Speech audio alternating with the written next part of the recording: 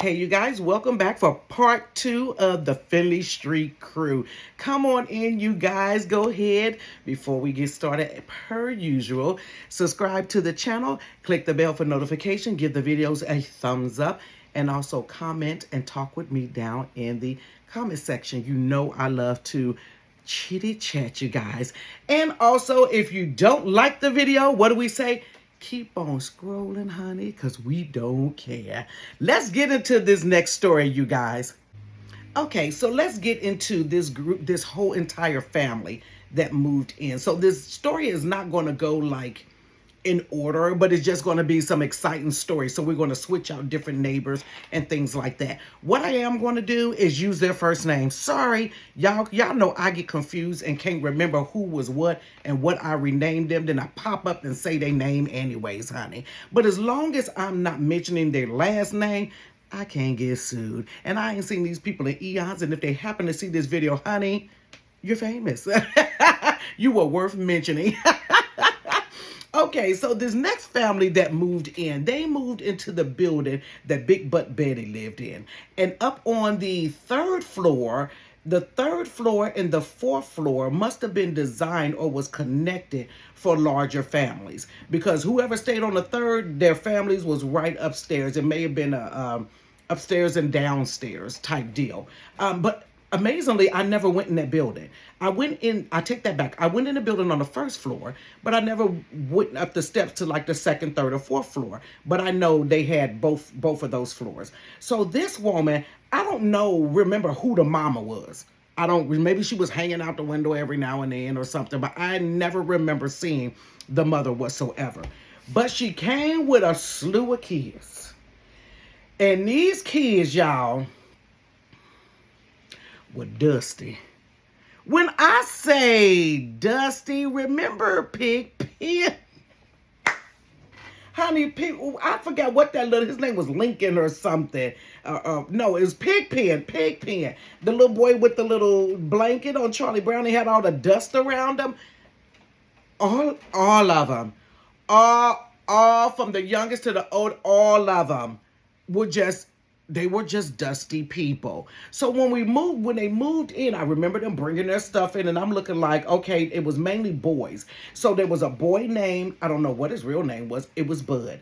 So Bud was around my age. There was a boy named Charles. Charles was around Tracy's age. There was a guy named Bill. Bill was older. I believe Bill was grown. He was probably about 18, 19 years old, because I never remember seeing him come out of the building like to go to school or anything like that. They had a sister named Isabel. Isabel was maybe about 16 or something, and Isabel had a baby that she called Fat. So all of them was there.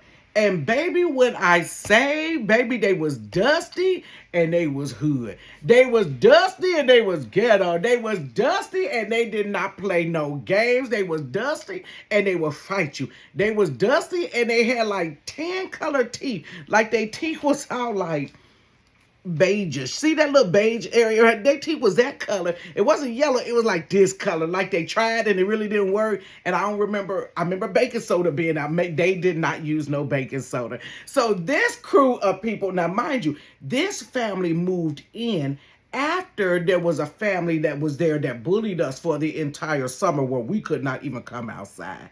So they moved out, the family that bullied us. For a while, there was no one, not a while, but it was like a month or so, that nobody lived over there. So we were all relieved because we could go outside, y'all.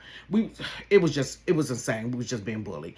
And so now that we can go outside, we were happy to be outside, having fun, seeing our friends or what have you. So when this family moved in, I'm eyeballing them because now you're moving in the exact same place as the other people. And I'm feeling like, are they going to be nice, or are these people going to be another set of people that bully?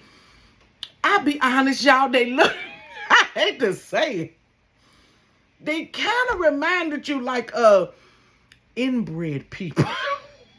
The hills have eyes type people. Just they wasn't white. They were black people. But honey, they were something to be. And so, good Lord. So they started coming outside or whatever, and they was some rough tumbling like kids. So they started coming outside like, hey, can we play kickball with y'all? And we're like, okay then. And so the one little boy named Bud, Bud instantly started liking me. And I'm like, oh my God, here we go. But there was another little boy that lived in that same area in the building where the Miss Monroe stayed. He liked me too, but me and him had a fight, so I got to tell you about that one. We was fighting for love, I guess.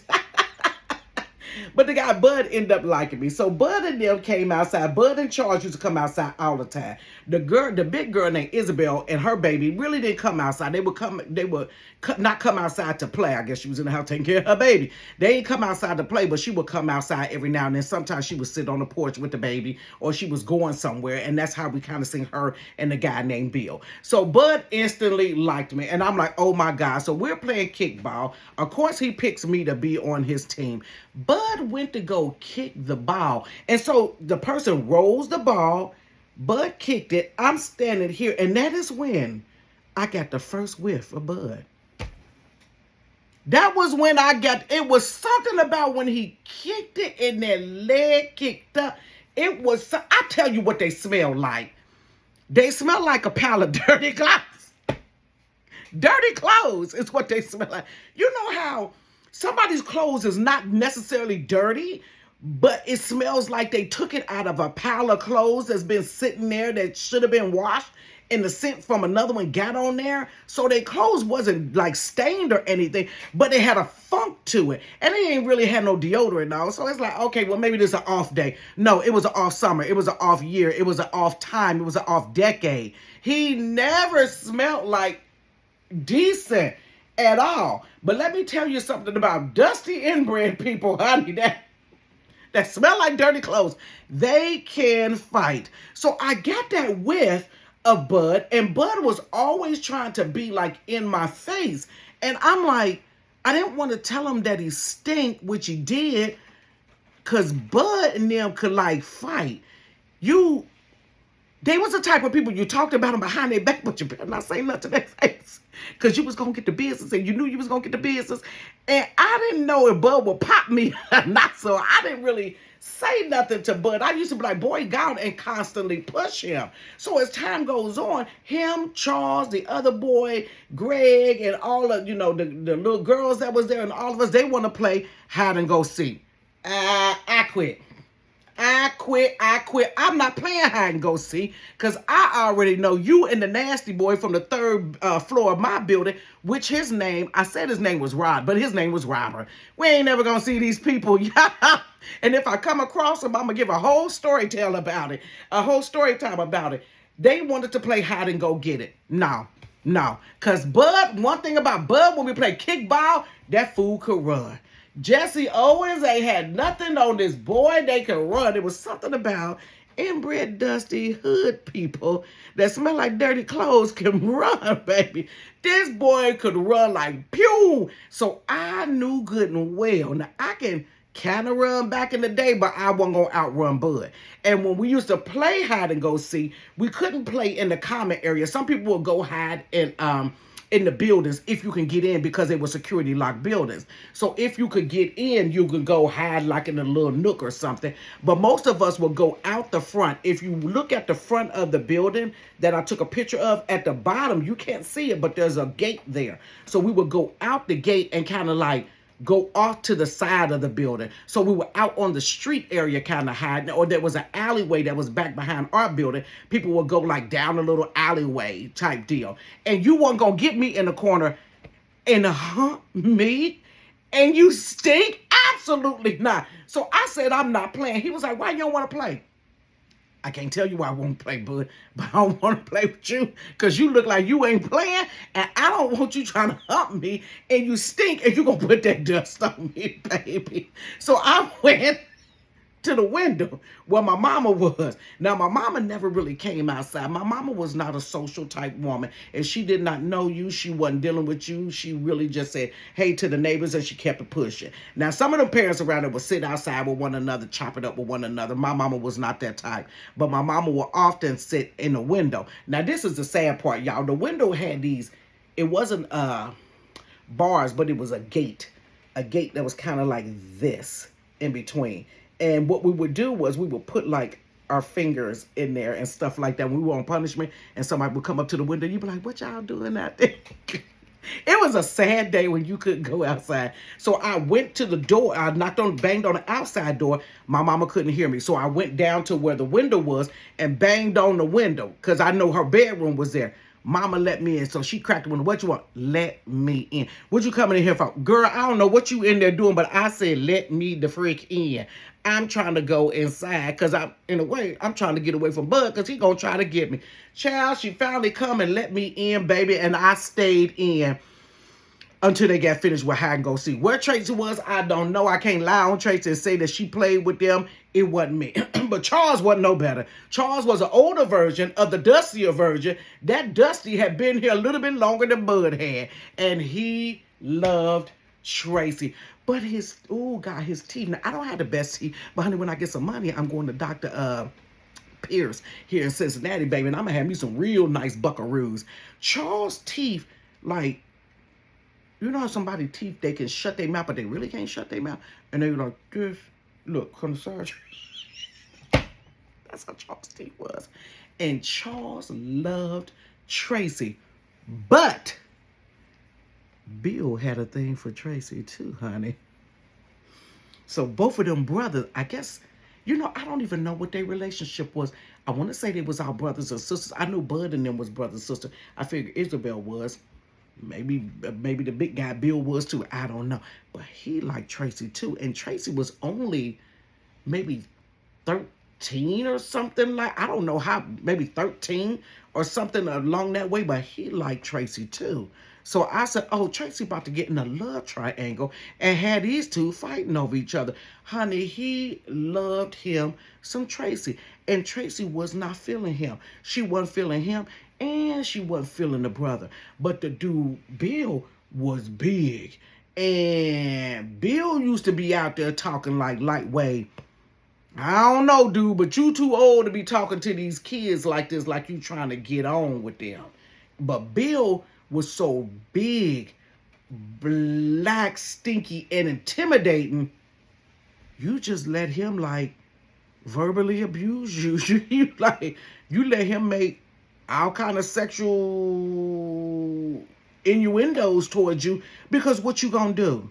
You gonna say something? My brother Wendell, he was older. He was probably close to Bill's age, but my brother Wendell was like a nerd, so he couldn't fight Bill. JoJo was younger than me, so honey, we was just out here, women unprotected, honey. Have you ever felt unprotected? What? We ain't no man-child around to protect the women that's being sexually violated and halfway humped on and coerced into all kind of things and stuff like that. Honey, we had nobody to protect us. And if we would have told my mama, then Baron would have got riled up, or Baron would have said, you know what? Because one thing about Baron, he wasn't no punk. Baron would have said, y'all stay in the house. And we didn't want to stay in the house because we had been in the house the previous summer, just about the entire summer, because we was being bullied. So we just kind of took it, but they was on Tracy. Now, this is the kicker thing, y'all. Y'all internet daddy Baron is foul. So Bear decided to start looking at the kids and carrying on. I think he got an inkling that Bill liked Tracy or whatever. He knew if the little boys like had a lightweight little crush. So he was like snooping around and stuff where he didn't never see us doing nothing with them, for the simple fact we wasn't messing with them because they would dust us. Then we just wasn't. And girl, look, I said, why ain't girl? Like I'm talking to somebody. And y'all, he decided to put together a theory. So he seen the girl Isabel and he seen her daughter Fat. He gonna say, that's Bill, baby. Negro, did you just say Now, I didn't know how Bill was some kin to them. He's like, baby, look just like Bill. That's Bill, baby. First of all, why is you saying that about some kids? Them ain't your kids. It ain't your business. You starting a rumor and carrying. I won't take the rumor outside, but you starting a rumor talking about that's that boy, baby. If the little girl did look like him, but if y'all in the same family, what? My grandbaby, one of my grandkids look like me. Like, it can happen. My daughter looks like my youngest daughter, when she was younger, looked like my mother, who she never met. It's all the same genes, DNA, Goofy. Honey, he started putting out that thing about that's Bill, baby. I said, Lord have mercy. But this is it, y'all. Tell me what y'all think about this. Isabel had a problem with Tracy. She had a problem with Tracy every time Bill would say something or flirt with Tracy or whatever he was doing. Isabel would have a whole problem with it. What sister, cousin, or whatever would have a problem with who her cousin or brother likes? So it made me think, is Bear right? Because it did kind of look inbred, but I can't say that's true. That was just my perception. So one day, honey, Tracy and Isabel, and I got to touch bases with Tracy and see why they was arguing. Isabel was in the window, because she very rarely came outside, saying something smart to Tracy. And it had been going on. It had been like an escalating thing. But it was regarding Bill saying something to Tracy. And Tracy popped off to her. And Isabel said, I'm coming outside. And Tracy said, come on. Y'all, stay tuned for part 3. Because I got to talk to Tracy and see what her and Isabel was arguing about, y'all. But I'm going to come back on Monday and get y'all the tea. Y'all, do y'all think they fought or not? Only the next story gonna tell. Before we go, y'all go ahead and click the bell for notifications. Give the video a thumbs up. Engage with me down in the comments. Subscribe to the channel, you all. Subscribe to the channel. And I hope you guys are safe wherever you're at. I'm in Ohio. That hurricane is down in Florida. I literally was supposed to be in Florida today. This Friday all the way to Monday. Had to cancel everything. Thank God they canceled everything with no cancellation fees. But we are catching a whole lot of rain. Trees are falling. People electric is out. Everything up here in Ohio. So if any of you guys are down in Florida, Georgia, Alabama area, be safe, you guys. And we're praying for you that this thing will go ahead and pass through and Helene take a little funky tail somewhere else and deal with her issues and stop swirling water around and changing people's lives. You guys have a great day, and I'll see you on Monday. Peace. Bye.